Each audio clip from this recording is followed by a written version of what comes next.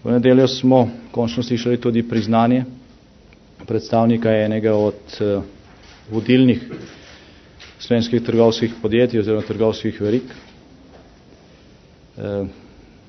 Morda pridevnik slovenski ni pravi, ker ne gre za slovensko verigo, ampak gre pa za trgovsko verigo, ki ima v Sloveniji znaten delež.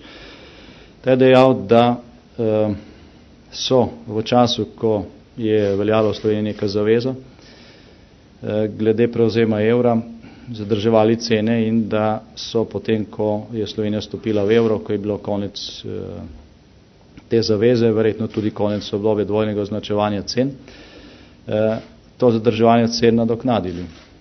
To je nekaj, kar so kazali tudi nekateri izračuni, tukaj so nekatere dileme, različna mnenja.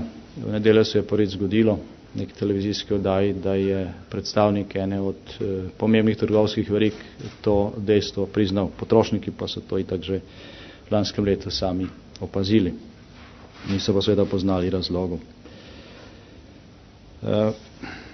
Torej tisto, kar vlada lahko še naredi in kar bo tudi naredila, je krepitev konkurenčnosti v Sloveniji. To je dolgoročno edino zdravilo proti temu, da se podobne anomalije še kdaj ponovijo.